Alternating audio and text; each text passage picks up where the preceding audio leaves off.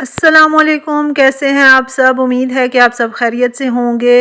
हमेशा की तरह आज भी मैं आपके लिए कुछ डिफरेंट और कुछ न्यू अमेजिंग से हैक्स लेके आई हूँ जो आपके बहुत काम आएंगे। वीडियो बहुत ही इंटरेस्टिंग है, बहुत ही काम की बातें इस वीडियो में मैं आपके साथ शेयर करूँगी।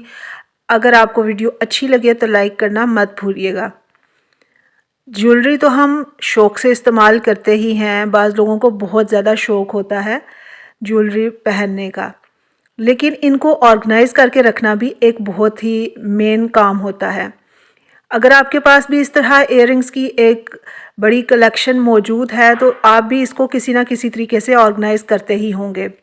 इनको ऑर्गेनाइज़ करने के लिए आप ये जो बटन होते हैं, आपके जो एक्स्ट्रा सूट्स होते हैं या फिर ये कि वेस्ट हो जाते हैं, कोई शर्ट्स वगैरह ऐसी होती हैं या फिर कुछ पैंट्स ऐसी हो जाती हैं कि जिनके ऊपर बटन लगे होते हैं लेकिन वो वेस्ट हो जाती हैं, तो उसको आप वो जो बटन होते हैं उनको आप इस ज्वेलरी को ऑर्गेनाइज़ करने के लिए इस्तेमाल कर सकते हैं। जिस तरह मैं आपको इस वीडियो में दिखा रही हूँ, बहुत ही आसानी से आपकी ज्वेलरी ऑर्गेनाइज़ हो जाएगी। इस तरह ये इयररिंग्स वगैरह आपके बहुत आसानी से ऑर्गेनाइज़ हो जाएंगे और आप जहाँ पे भी इन्हें रखेंगे बिल्कुल उलझेंगे नहीं। क्योंकि आपने अक्सर नोटिस किया होगा, अगर हम इनको ऐसे खुला ही रख दें तो ये एक दूसरे के साथ उलझ जाते हैं और एक को दूसरे से सेपरेट करना मुश्किल हो जाता है। इस तरह से आप इन्हें रखें, आपकी ज्वेलरी बिल्कुल भी उलझेगी नहीं और आपका काम काफ़ी हद तक आसान हो जाएगा, आपका काफ़ी सारा वक्त भी बचेगा। अब आप इनको जहाँ मर्ज़ी रखें, ये बिल्कुल उलझने वाले नहीं हैं और आपका कीमती वक्त ज़ाया नहीं होगा। उम्मीद है कि ट्रिक आपको अच्छी लगी होगी। अगर अच्छी लगी हो तो लाइक करना मत भूलिएगा।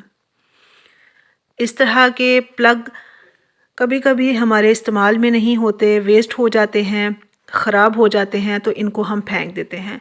आज एक डिफरेंट सा यूज़ आपके साथ मैं शेयर करूँगी कि इस तरह का जो 3 टांगों वाला जो प्लग होता है, इसको आप किस तरह से इस्तेमाल कर सकते हैं। अगर इस तरह से वेस्ट हो चुका है तो आप इसको फेंके नहीं, इसको एक दफ़ा रीयूज़ कर लें। जिस तरह मैं आपको वीडियो में दिखा रही हूँ, मोबाइल इसके ऊपर रख सकते हैं, मोबाइल होल्डर के तौर पे, मोबाइल स्टैंड के तौर पे। कभी कभी हमें किचन में कोई ना कोई चीज़ ऐसी देखनी पड़ती है या फिर ये कि कभी हम बिज़ी होते हैं तो इस शू को हम मोबाइल होल्डर के तौर पे इस्तेमाल कर सकते हैं। वर्टिकली भी, हॉरिजेंटली भी आराम से मोबाइल इसके ऊपर स्टे कर लेता है।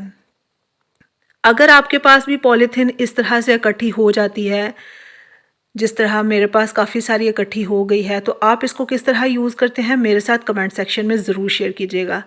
इसके मुख्तलिफ ऑर्गेनाइजेशन आइडियाज़ तो हैं ही, लेकिन एक डिफरेंट सा यूज़ जो मैं आपके साथ शेयर करूंगी कि अगर आपके पास भी इसी तरह काफ़ी सारी कलेक्शन हो पॉलीथीन बैग्स की, तो आप इनको वेस्ट ना करें, इनको किसी ना किसी तरीके से यूटिलाइज़ कर लें। मतलब ये कि आप, हमारे घर के बाहर फेरी वाले तो आते ही हैं, कोई सब्ज़ी वाले या फिर ये कि फ्रूट्स वाले या फिर कुछ भी इस तरह के बेचने वाले आते हैं, तो आप पॉलीथीन बैग्स उनको दे दें। ये एक बेस्ट यूज़ है कि आप इस तरह से पॉलीथीन बैग्स को, जो कि सेहत के लिए भी नुकसानदेह हैं और इनके ऊपर पाबंदी भी है, तो आप इनको इस तरह से यूज़ करें। इस तरह से ये जो पोल्यूशन है ये भी कम होगा और फेरी वालों का भी काम हो जाएगा। आप किचन में हम रोटेटिंग ट्रे तो इस्तेमाल करते ही हैं और आपने नोटिस किया होगा, आपने भी सर्च किया होगा कि ऑनलाइन अगर रोटेटिंग ट्रे हम मंगवाते हैं तो काफ़ी एक्सपेंसिव पड़ती है। अगर आपके पास भी, ये मेरे पास एक गोल डोंगे का ढक्कन था जो मैंने आपको पहले दिखाया है, अगर आपके पास भी इस तरह ये एक्स्ट्रा पड़ा हुआ है तो आप उसको इस तरह से रोटेटिंग ट्रे के तौर पे यूज़ कर सकते हैं। जिस तरह मैं आपको वीडियो में दिखा रही हूँ, इस ढक्कन को आप नीचे रखें और उसके ऊपर आप कोई सी भी अपनी एक्स्ट्रा प्लास्टिक की प्लेट सेट कर लें। जब आप इस तरह से इसके ऊपर प्लास्टिक की प्लेट सेट करेंगे तो आप देखेंगे कि ये ढक्कन आसानी से रोटेट हो रहा है और इसके ऊपर आप अपने जो भी मसाला जात वगैरह के जार हैं वो इजीली सेट कर सकते हैं। और इनको इस तरह से सेट करके रखें तो आप देखेंगे कि आपको बाज़ार से कोई भी महंगी ट्रेज़ मंगवाने की ज़रूरत नहीं पेश आएगी और आपका काम आसानी से घर पर ही हो जाएगा। अगर आपके पास छोटे कंटेनर्स हैं तो इसमें काफ़ी सारे छोटे कंटेनर्स आ जाएंगे। इसके अलावा इसका रोटेटिंग ट्रे बनाने का एक और आइडिया भी मैं आपके साथ शेयर करूंगी कि अगर आपके पास ये ढक्कन नहीं है तो आप इस ढक्कन की बजाय आप किस चीज़ को इस्तेमाल कर सकते हैं कि जिसके ज़रिए आप रोटेटिंग ट्रे घर में बना सकते हैं। आपको इसी तरह की कोई भी प्लेट चाहिए जो कि एक्स्ट्रा पड़ी हुई हो और आपको कुछ अपने पास पड़े हुए कुछ बीड्स ले लेने हैं।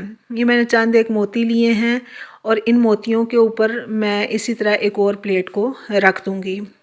अब इस प्लेट को इसके ऊपर रखने से आप देखेंगे कि ये भी एक रोटेटिंग ट्रे का काम करेगी और बहुत आसानी से हमारी प्लेट रोटेट होना शुरू हो जाएगी। ये मैंने कुछ मोती लिए हैं, ये मेरे पास एक्स्ट्रा ही पड़े हुए थे और इसके ऊपर आप अपनी प्लेट को रखें। बहुत आसानी से रोटेट हो जाएगी ये प्लेट और आप कहीं भी ऊंची जगह पे रखें इसको जहाँ पे आपका इजीली हाथ नहीं पहुँच जाता पीछे तक, तो आप इस रोटेटिंग ट्रे की हेल्प से अपने इस तमाम मसाला जात को आसानी से उन तक अप्रोच कर सकते हैं। ऑयल की बॉटल जब भी हम इसमें से ऑयल निकालते हैं, यूज़ करते हैं, तो आपने भी नोटिस किया होगा कि ऑयल का एक दो ड्रॉप इसके ढक्कन के साथ लग ही जाता है, जिसकी वजह से बॉटल भी बहुत जल्दी ऑयली हो जाती है और बहुत जल्दी गंदी हो जाती है। तो उसके लिए आप ये टिश्यू पेपर का एक पीस लेके इसके ऊपर रैप कर दें। इसके ऊपर आसानी से रैप हो जाएगा और इसको किसी भी टेप के ज़रिए सिक्योर कर दें।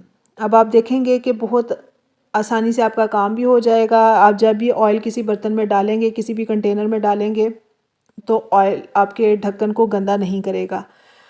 और जब आपका ये टिश्यू पेपर यूज़ हो जाए, गंदा हो जाए, तो आप इसे चेंज भी कर सकते हैं आसानी से। उम्मीद है कि ये ट्रिक भी आपको अच्छी लगी होगी। ये ट्रिक्स आपको अच्छी लगी हों तो वीडियो को लाइक करना मत भूलिएगा। चैनल को सब्सक्राइब ज़रूर कर लीजिएगा। ये अब आपको मैं ऑयल पोर करके भी दिखा रही हूँ कि इस तरह से आप इजीली किसी भी बर्तन में ऑयल पोर कर सकते हैं, डाल सकते हैं और बिल्कुल भी ऑयल अगर गिरेगा भी तो इसके लिड के ये टिश्यू के ऊपर ही गिरेगा। अगर आपके पास भी इस तरह के आइडियाज़ हैं तो मेरे साथ कमेंट सेक्शन में ज़रूर शेयर कीजिएगा। अपना ख्याल रखिएगा। Thank you. अल्लाह हाफ़िज़।